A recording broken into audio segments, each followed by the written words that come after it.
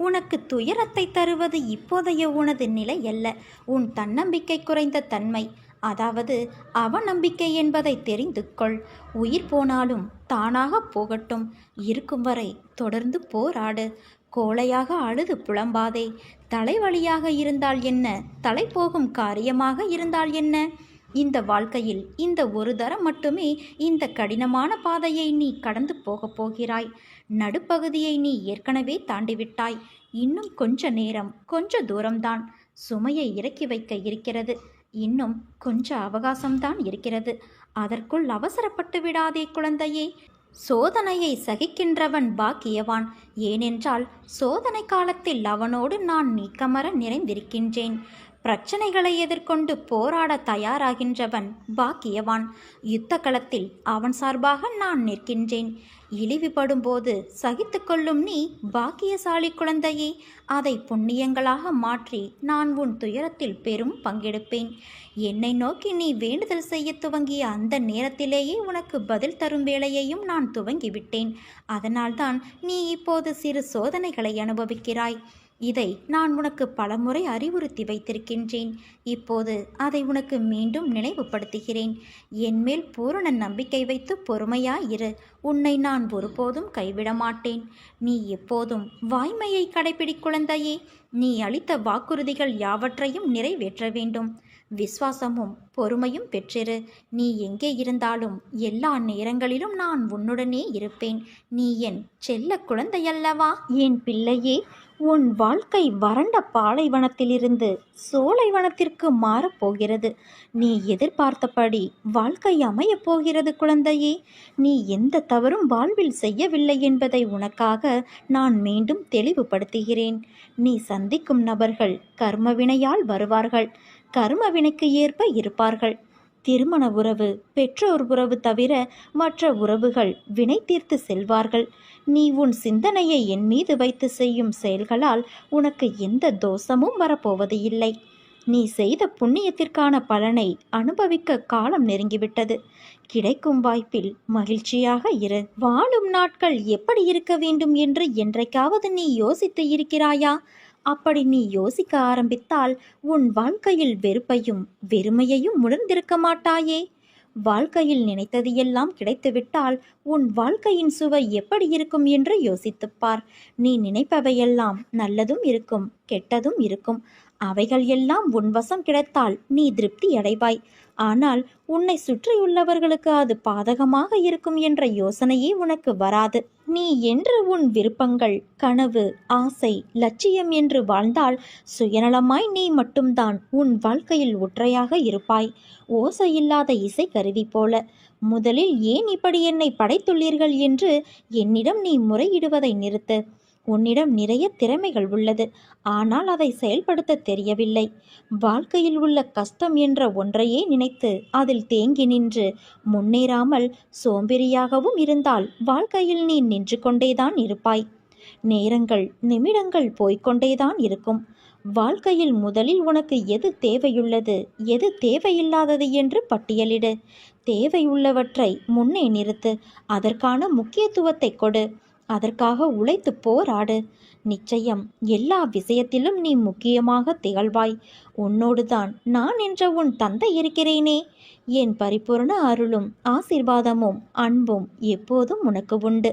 நீ ஜெயமாக, நன்றாக எல்லா செல்வ வளங்களையும் பெற்று சீரும் சிறப்புமாய் நல்ல பெயரோடு வாழப்போகிறாய் குழந்தையே. அப்பா, அமைதியான சூழலும் ஆரோக்கியமும் இருந்தால் உங்களை ஆலயத்தில் வந்து தரிசிப்பது என் வழக்கம். ஆனால் அதற்கு தடையாக சில நிகழ்வுகள் இருக்கின்றன என்று வருந்தாதே. உன் மனதில் நீ எழுப்பிய ஆலயத்தில் நான் எப்போதோ வந்து அமர்ந்து விட்டேன். அன்பினால் நீ செய்யும் அபிஷேகம் அனைத்தையும் நான் ஏற்றுக்கொண்டேன். நீ நீண்ட நாட்களாக ஏங்கி தவித்த ஒன்று கிடைப்பதற்கான காலகட்டம் இதுவாகும். அதற்கான முயற்சியை கைவிடாமல் மகிழ்ச்சியாக தொடர்வாய். நீ இந்த வாழ்வை அதன் போக்கிலே வாழ முயற்சி செய். உனக்கு பல உண்மைகள் புரியும். வருடங்களுக்கு முன்பு உன் வாழ்வில் நடந்த குழப்பங்கள் இப்போதும் தீராமல் இருப்பதை நினைத்து வருந்துகின்றாய். என்னை பற்றி கொண்டு மனதை தேற்றிக் கொண்டாய். ஆனாலும் உன் குழப்பங்கள் தீர்ந்தபாடு இல்லை. கவலை வேண்டாம் தங்கமே, இப்போது அது தீர ஆரம்பித்துள்ளது. அதை விரைவில் சரி செய்து உன் மனதை தேற்றியது போல உன் வாழ்க்கையையும் நான் தேற்றுவேன். கவலை, கஷ்டம், துன்பம், குழப்பம், பகை, பிணி, வறுமை இவையெல்லாம் இன்று முதல் உன்னை விட்டு விலகி ஓடிவிடும்.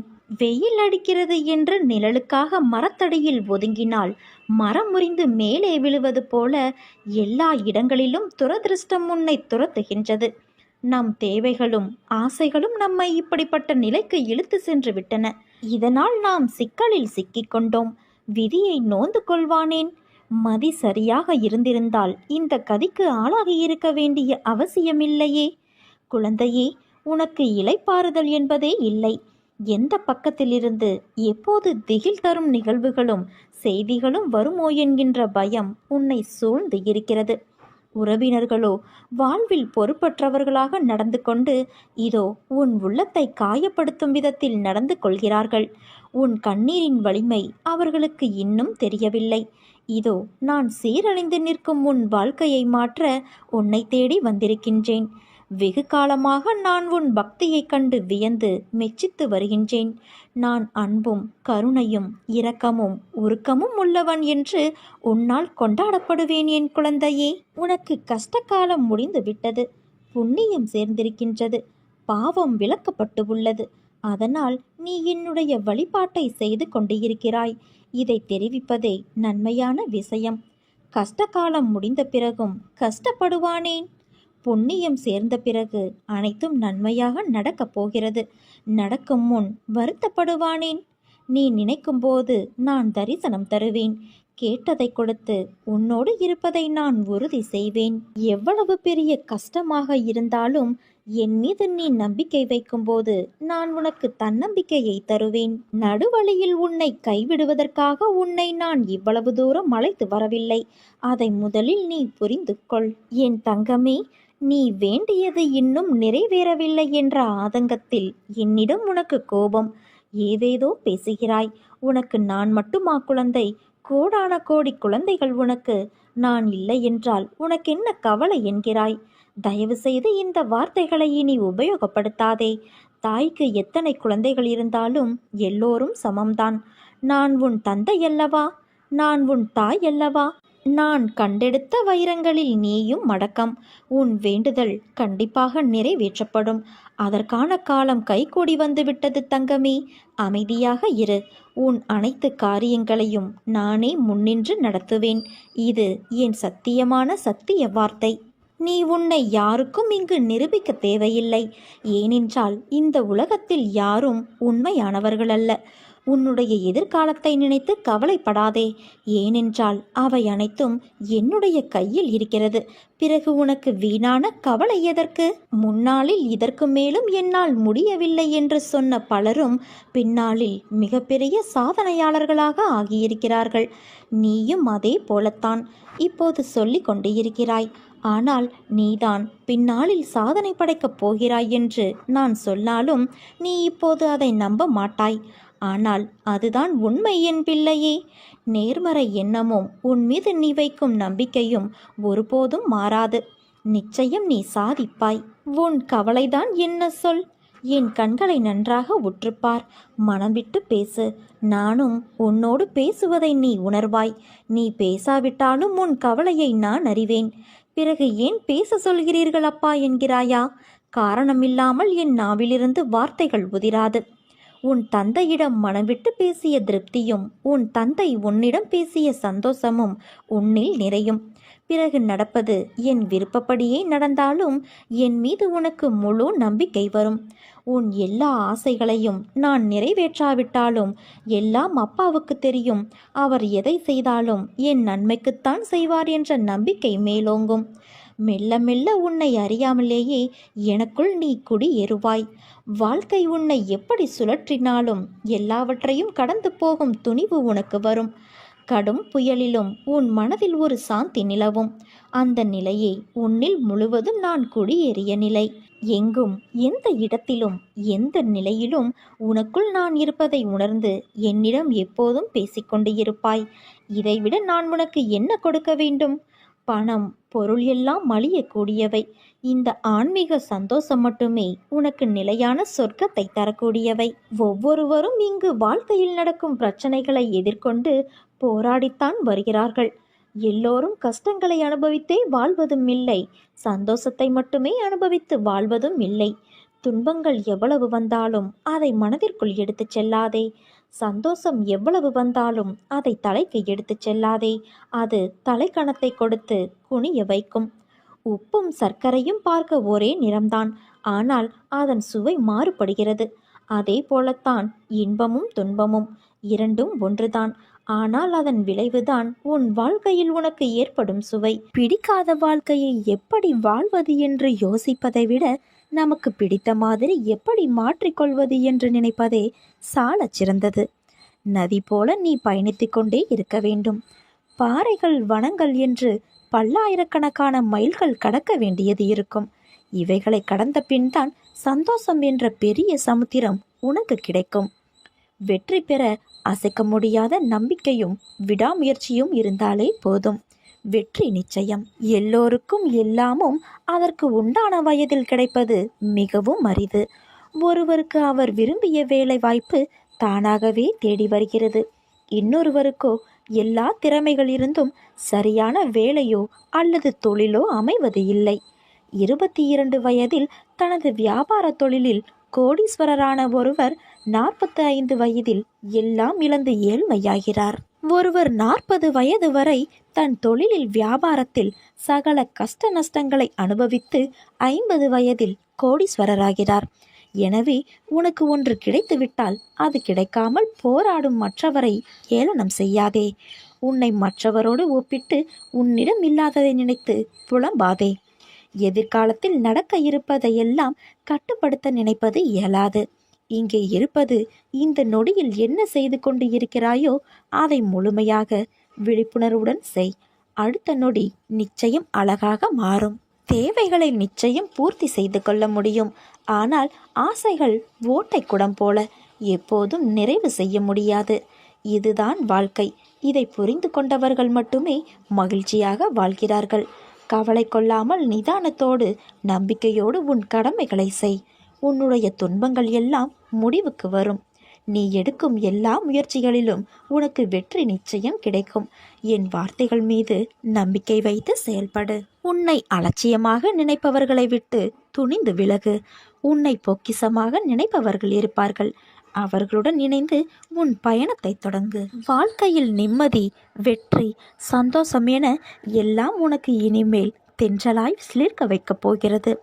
அதையும் தாண்டி வந்த பள்ளங்களும் மேடுகளும் ஆழங்களும் எல்லாம் இன்றோடு முடியப் போகிறது.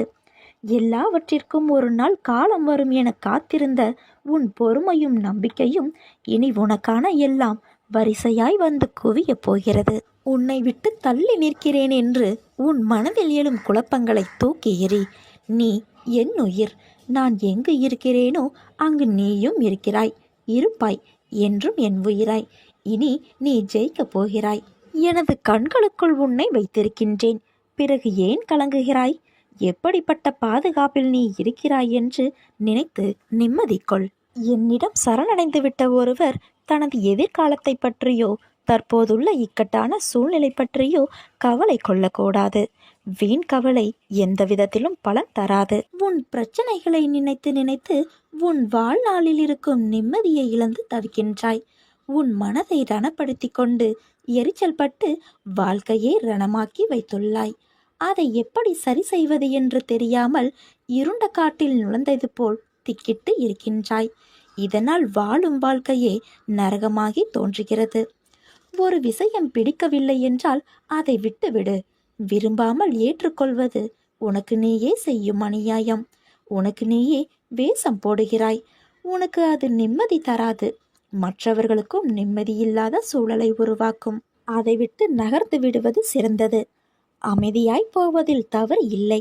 ஆனால் அந்த அமைதியை ஏற்க முடியாமல் சில பேர் இருப்பார்கள். காரணம், உன்னிடம் பேசி பழகிவிட்டார்கள். அவர்களுக்கு அது ஏற்றுக்கொள்ளக்கூடியதாக இருக்கலாம். உனக்கு பிடித்த மாதிரி எல்லோரும் இருக்க மாட்டார்கள். ஆனால் அவர்கள் செய்யும் சில விஷயங்கள் வருத்தத்தை ஏற்படுத்தியது என்றால் மனம் வருந்தாமல் அமைதியாக விலகிவிடு. அவர்களுக்கு நீ விட்டு சென்றதாக தோன்றும். உண்மையான காரணத்தை அவர்களுக்கு நீ உணர்த்த வேண்டும் என்பது இல்லை. உன்னை புரிந்தவர்களாக இருந்தால் அது அவர்களுக்கே தெரியும். அவர்கள் செய்த தவறு என்ன, எதற்காக நீ அமைதியாய் இருக்கிறாய் என்று. இதை ஒரு விஷயமாக எடுத்துக்கொண்டு கலங்காதே. அதை மற்றவர்களிடம் கோபமாய் வெளிப்படுத்துகிறாய். அவர்கள் என்ன செய்தார்கள்? கோபத்தையும் எரிச்சலையும் விடு. உன்னை காயப்படுத்தியது நியாயம் இல்லைதான். அதற்காக அந்த கோபத்தை மற்றவர்களிடம் காண்பிப்பது மிகவும் தவறு. நீ நிம்மதியுடனும் சந்தோஷத்துடனும் வாழ்வாய். அதற்கு நான் பொறுப்பு. உனக்கு எல்லாம் நான் ஆசீர்வதித்தது போல உனக்கு கிடைக்கும். அதற்கான எல்லா முயற்சியிலும் உன்னை ஈடுபடுத்தி நான் செய்ய வைப்பேன். நானே உனக்கு துணை நின்று காப்பேன். கடைசி நிமிடத்தில் கூட ஏதாவது அதிசயம் நடக்கலாம். அதனால் தன்னம்பிக்கையை மட்டும் ஒருபோதும் இழக்காதே. நன்றாக வாழ்ந்தவன் கெட்டதும் இல்லை, துயரங்கள் எதுவும் நிரந்தரமும் இல்லை. அதற்கு கர்ம பலன்கள் ஒன்று மட்டும்தான் காரணம். எதுவரை போகட்டுமோ போகட்டும், நான் இருக்கிறேன். மனம் தளராதே. அனைத்தும் ஒரு நாள் முடிவுக்கு வந்து சேரும். வாழ்வில் கடந்து வந்த பாதையை நினைத்து கலங்காதே. உனது கை ஓங்கி இருக்கும் சமயத்தில் உன்னை உபயோகித்தும், ஓங்கிய கைகள் இறங்கிய நிலையில் உன்னை உதாசீனப்படுத்தி கீழே வீழ்த்தி அழகு பார்க்கும். இது காலத்தின் கட்டாயம். உன்னை பற்றி அவர்களாக தெரிந்து கொள்ள வேண்டும். நீயாக விமர்சனம் செய்யக்கூடாது. உன்னிடம் அன்பாக பேசினால் போதும். கர்ணனைப் போல அனைத்தையும் கொடுத்து விடுவாய். பின்னர் வருத்தப்படுவாய். தேவைப்படும் சமயத்தில் வரும் நண்பர்களும் சரி, உறவுகளும் சரி, உனது நிலை தடுமாறும் சமயத்தில் அருகில் வரவே யோசிக்கும். ஏன், நிழல் கூட மறைந்துவிடும். கண்ணாடி போல பிரதிபலிக்கிறது உனது வாழ்க்கை. தைரியமாக இரு. எல்லாம் இழந்தாலும் கலங்காதே. உன் துயரங்களை போக்க நான் இருக்கிறேன். பொறுமையாக இரு. நம்பிக்கையுடன் இரு. எனக்கு ஆடம்பரமான பூஜைகள் எதுவும் தேவையில்லை. உன் அன்பு ஒன்று மட்டுமே போதும். நான் இருக்கிறேன். உன்னை என்றும் நான் கைவிட மாட்டேன். புலம்பாதே. உனக்கான செம்மையான வாழ்க்கை வரப்போகிறது. அப்போது உன் வாழ்க்கையில் குற்ற உணர்வுகளும் பயமும் இருந்த தடம் தெரியாமல் மறைந்து போகும். ஏனென்றால் உன் சாயப்பா நான் உன்னுடன் இருக்கின்றேன். இவ்வுலகில் குறையின்றி எந்த மனிதனும் இல்லை. ஆனால் உன் குறை தீர்க்க எந்த தடையும் இன்றி என் அருள் உனக்கு நிச்சயமாக கிடைக்கும். உன் வேண்டுதல்கள் யாவும் நிறைவேற்றப்படும். பொறுமை, நம்பிக்கை மட்டும் உன் உள்ளத்தில் உண்டெனில் உலகமே உன் காலடியில். நம்பிக்கை என்மேல் இருந்தால் என்னால் உனக்கு செய்ய முடியாத காரியம் என்று எதுவும் கிடையாது. இன்று உனக்கு ஏற்பட்ட விஷயங்களை அவமானம் என்று கருதாதே. உன் மனதில் கபடம் இல்லை. உன் மனதிற்கு தெரியும் யார் உன்னை ஏமாற்றுகிறார்கள் என்று. அவர்களை உன் வாழ்விலிருந்து நகர்த்தி வை. எதை வேண்டுமானாலும் பொறுத்து கொள்ளலாம். ஆனால் நம்பிக்கை துரோகத்தை மட்டும் பொறுத்து கொள்ள முடியாது. அப்படி செய்தவர்களை என் கையில் விட்டுவிடு. அவர்களுக்கு நல்ல பாடத்தை நான் கற்றுக் கொடுக்கிறேன். நீ எதையும் வெளியே காட்டாதே. உனக்கான மிகப்பெரிய சொத்து நிம்மதிதான். நீ அழாதே. இன்று உன் மனதில் ஏற்பட்ட காயம் என்பது என் மனதில் ஏற்பட்டதற்கு சமம். அதை நான் எப்படி சரி செய்கிறேன் என்பதை நீ பார். ஆனால் அவர்களுக்கோ அதையே அவர்கள் அனுபவித்துதான் புரிந்து கொள்ள வேண்டும் என்பது அவர்களுடைய விதி. மற்றவர்களுக்காக யோசி, உதவி செய். மற்றவர்கள் கஷ்டத்தை நினைத்து வருந்து. மற்றவர் வழிக்காக பிரார்த்தனை செய். என் குழந்தை வைரம். அதனால்தான் உன்னை ஒரு வடிவம் கொண்டு வருவதற்கு நான் செதுக்கிக் கொண்டு இருக்கிறேன்.